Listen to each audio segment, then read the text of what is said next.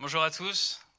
Donc, ravi que Woodoo soit aujourd'hui sur scène à cette biennale, au lieu donc, du luxe, de la créativité et de l'environnement. Et je vais commencer cette présentation donc, par une citation. Les architectes ne font pas de bâtiments, ils dessinent de nouvelles manières de voir. L'ambition d'un architecte, c'est simplement de rebâtir le monde, de reconstruire notre image de la nature. Donc mon histoire à moi, c'est l'histoire d'un architecte qui est devenu chimiste pour développer les matériaux des bâtiments de demain. Donc j'ai fait mes études au Japon, aux États-Unis, en France, et j'ai ensuite eu la chance de travailler sur parmi les plus grands bâtiments de ce début du siècle, comme le stade des JO de Pékin, le Louvre II à Lens, l'Opéra Harpa de Reykjavik en Islande, et aussi la Parsons New School of Design donc à New York. Un jour, j'ai réalisé que c'est véritablement impossible de construire les bâtiments de demain avec les matériaux d'hier en espérant qu'ils répondront à tous les enjeux environnementaux et démographiques qu'on va avoir à notre époque. Donc j'ai un jour finalement décidé de troquer mon bureau d'architecte contre un microscope et je suis parti à Harvard et au MIT étudier ce que j'appellerais l'ADN des bâtiments, à savoir la science des matériaux.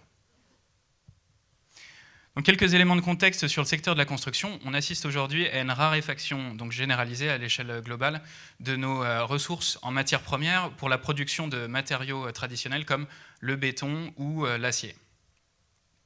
En parallèle, le secteur de la construction, je ne sais pas si vous le savez, mais c'est l'équivalent de 2,5 milliards de tonnes de CO2 dans l'atmosphère tous les ans. Ça, pour vous donner un référentiel, c'est l'équivalent de toutes les voitures qui circulent sur la surface de la planète. En parallèle, le bois, c'est un matériau qui est 100% renouvelable, 100% neutre en carbone, et il est largement disponible, puisque en France, par exemple, 50% du bois qui pousse chaque année, il est inutilisé. Donc le bois, c'est vraiment un matériau formidable pour l'émergence de sociétés bas carbone de demain, mais le problème de ce matériau, pour vraiment qu'il devienne le matériau du XXIe siècle, c'est qu'il présente 4 limites à dépasser. Le bois, ça brûle, ça pourrit, c'est une résistance limitée dans la construction et c'est cher de par son effort de maintenance. Donc, chez Woodoo, vous pourrez rencontrer différents membres de l'équipe aujourd'hui à la Biennale, comme Abir, Aurélien, Camille, Raphaël, Maxime et Serge. Et nous, on a développé et breveté une technologie qui permet de reconstruire ce matériau à l'échelle moléculaire pour dépasser toutes ces contraintes et vraiment en faire le matériau phare de l'industrie bas carbone de demain. Donc, ce qui se passe, c'est que juste avant, on commence par extraire la lignine du bois massif. La lignine, c'est comme le ciment entre les fibres, en fait. Donc on l'extrait et on vient la remplacer par une résine végétale qui vient durcir à l'intérieur du matériau et qui lui confère des propriétés extraordinaires. Donc je vous ai amené un échantillon aujourd'hui pour vous parler plus en détail du matériau. Donc il en devient translucide, imputrescible, 3 fois plus rigide que le bois d'origine et plus résistant au feu.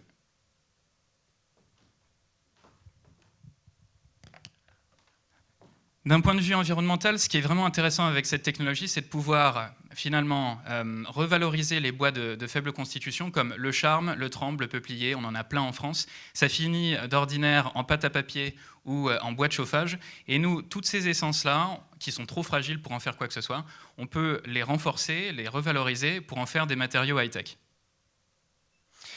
Il y a une notion qui nous est chère chez Woodoo, c'est le fait de réinventer, le potentiel de réinventer des matériaux anciens pour leur conférer vraiment des nouvelles propriétés. Et ça nous amène à un concept qui est celui du futur primitif, ou du futur comme redécouverte du passé, parce que les grands enjeux environnementaux qu'on va avoir au cours de ce siècle-là, les solutions, il n'y a pas à les inventer, elles sont déjà là, elles sont déjà présentes dans la nature, et on peut aujourd'hui les redécouvrir grâce à la technologie.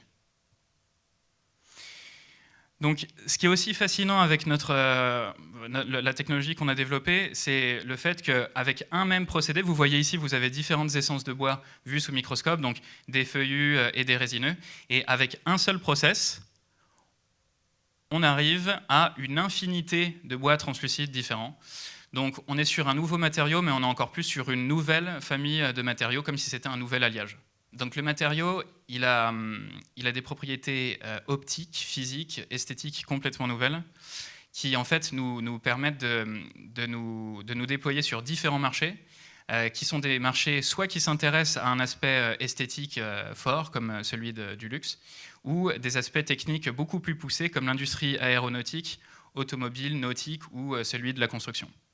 Donc, notre plan de développement, ça va commencer par adresser des marchés de niche à haute valeur ajoutée sur le segment du luxe et progressivement nous décaler vers des marchés de masse à l'aspect réglementaire beaucoup plus poussé. Premier marché, l'industrie du packaging de luxe. Donc vraiment pour mettre en valeur l'aspect esthétique complètement inédit de ce matériau. L'industrie aussi horlogère et de la lunetterie.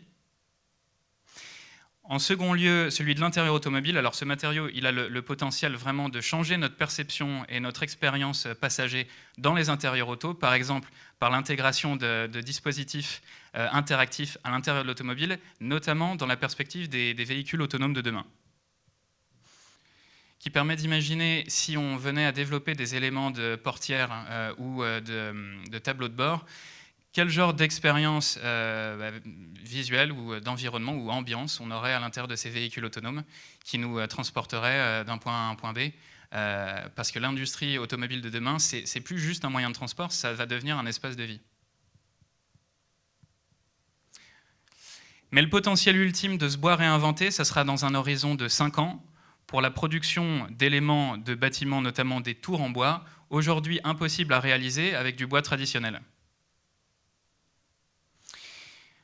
Donc imaginez une seconde qu'en combinant la nature et la technologie, les prochaines tours en bois de la Défense, eh bien, elles pourront être réalisées. Le bois, c'est un des matériaux les plus performants que la nature ait élaboré sur près de 420 millions d'années.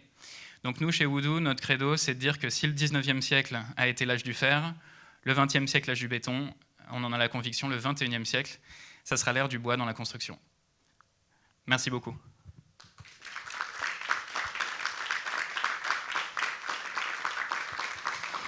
N'hésitez pas si vous avez des questions sur la technologie, sur les marchés, sur les aspects environnementaux. Je pense qu'on doit avoir des micros à vous passer.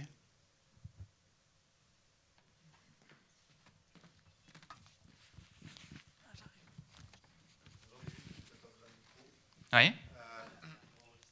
Pardon. Juste une petite question. Bonjour, déjà merci pour la présentation. Vous dites que vous injectez une résine naturelle, c'est ça? C'est ce que j'ai entendu. Biosourcée, tout à fait.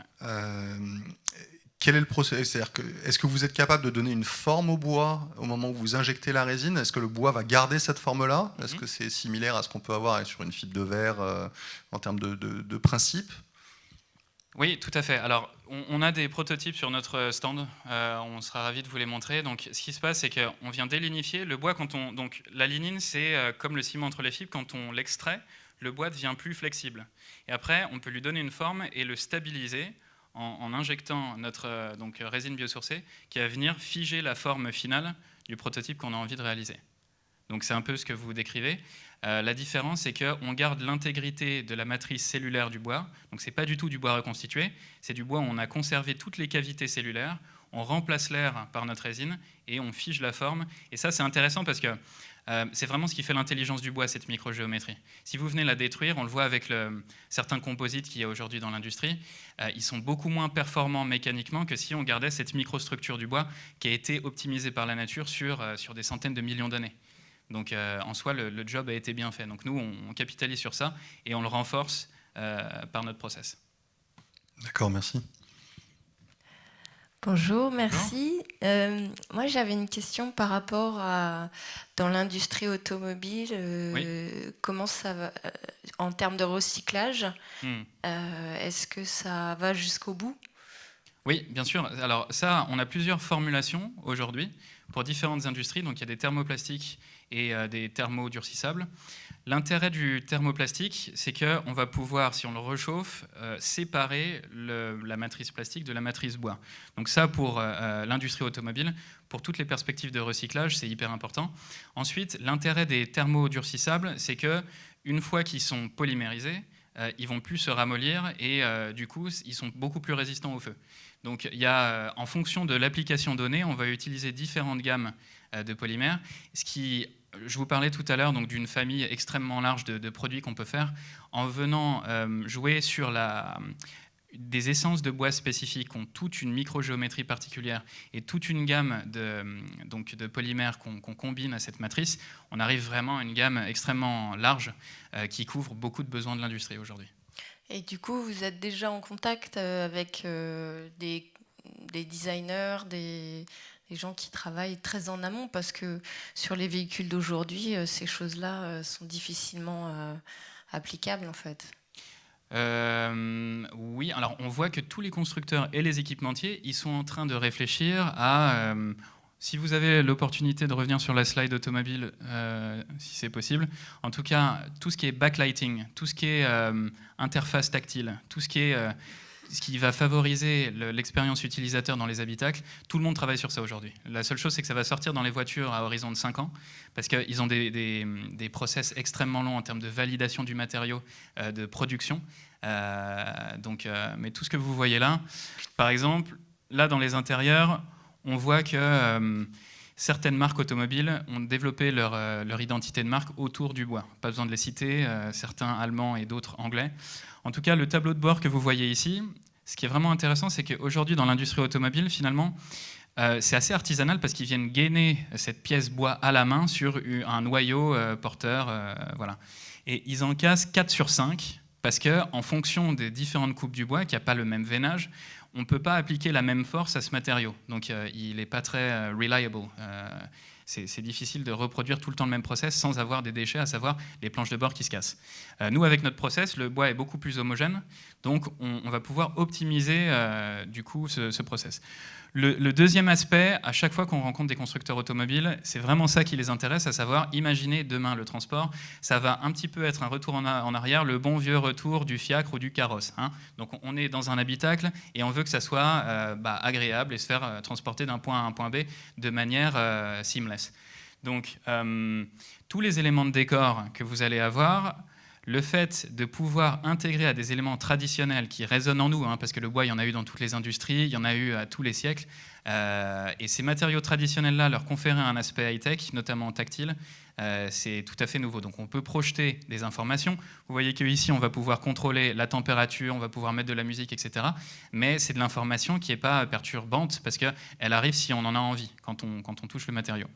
Dernier aspect, les éléments de structure. Aujourd'hui, dans l'industrie automobile, on voit qu'il y a toujours une dichotomie entre des éléments de finition et des éléments de structure.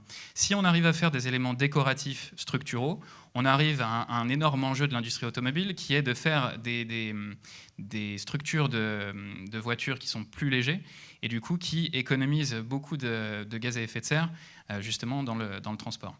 Ça, c'est valable pour l'automobile, mais quand on rencontre des industriels du secteur ferroviaire, aéronautique, nautique, tous ces éléments-là, c'est des choses qui leur parlent beaucoup.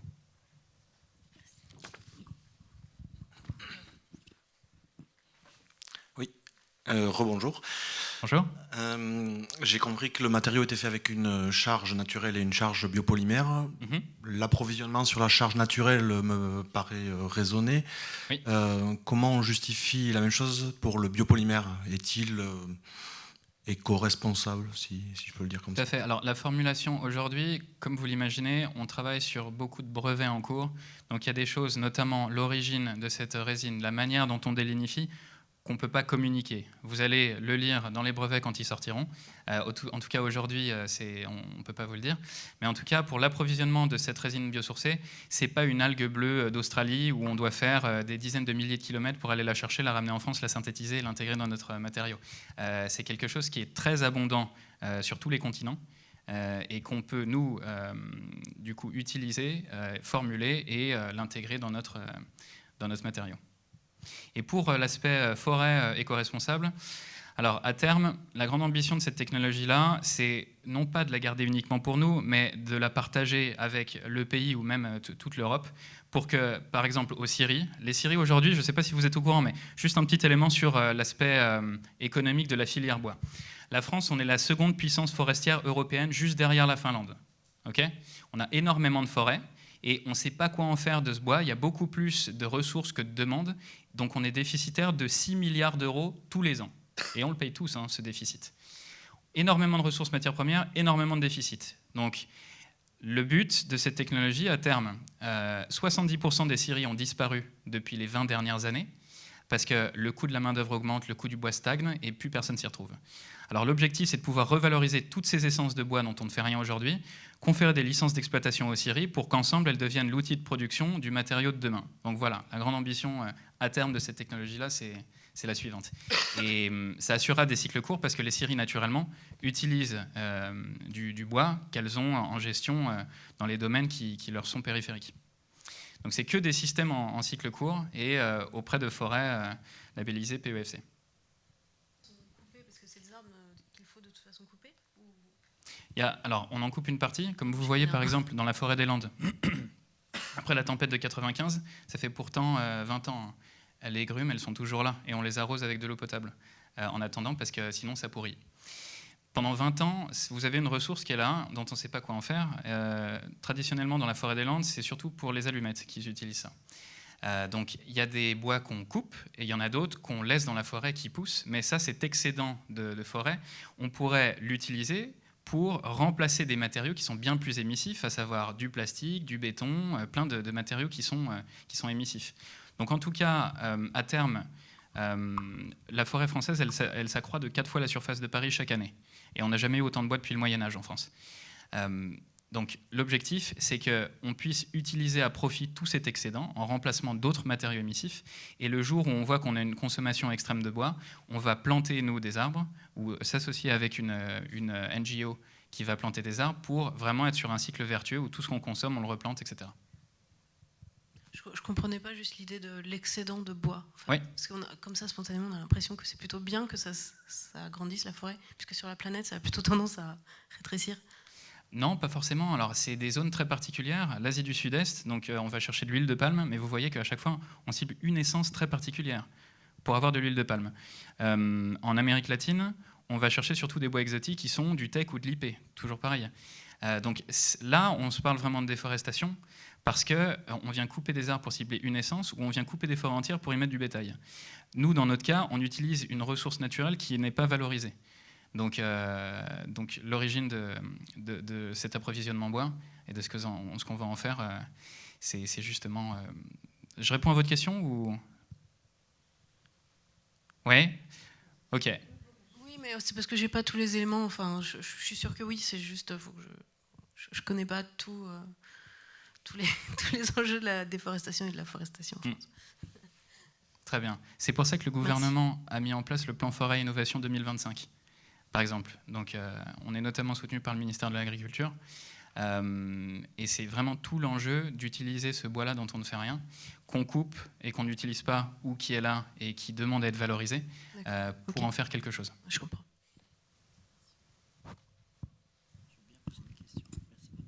Bonjour. Bonjour. Sur la partie architecture, est-ce que le matériau que vous développez, il répond à des normes françaises, européennes, ou là vous allez avoir une limite dans l'utilisation de ce matériau? Non, alors il y a plusieurs labels. Le label bas carbone, mais le bois a un bilan carbone extrêmement vertueux par rapport à d'autres matériaux. Donc là-dessus, nous, on va juste devoir passer les certifications, mais on n'est pas encore aujourd'hui au stade de l'architecture. Il faut arriver à des sections qui font à minima 1,8 cm, parce que c'est le standard des scieries, ils débitent des planches de 1,8 cm. Aujourd'hui, nous, on est à 5 mm d'épaisseur, mais dans un horizon de 5 ans, on va arriver à cette épaisseur-là. Et après, il y aura des validations avec le CSTB qui vont se faire, qui prennent quelques temps. Et ensuite, nous, on va candidater à tous ces labels. Mais aujourd'hui, on voit pas, c'est juste une histoire de temps, on ne voit pas de blocages fondamentaux, ni légaux ou scientifiques, sur le fait d'arriver vers ces certifications. Mais ce n'est pas tellement la certification, c'est par rapport à la norme, aux normes de construction, oui. Qui limitent peut-être dans la hauteur, qui limitent peut-être dans la superficie des immeubles eux-mêmes. D'accord. Il n'y a pas de limite aujourd'hui de hauteur. Enfin, tout le monde aura envie de construire des bâtiments de grande hauteur en bois. C'est d'ailleurs un grand thème d'innovation dans la construction aujourd'hui. Bouygues, Vinci, tout le monde veut faire des constructions en bois. Le problème, c'est que le bois, il est trop flexible, vous ne pouvez pas construire très haut. Le maximum sur la planète que vous allez trouver, c'est un immeuble de 18 étages. Et 18 étages, c'est un double immeuble haussmannien, donc on ne peut pas vraiment appeler ça une tour, vous voyez.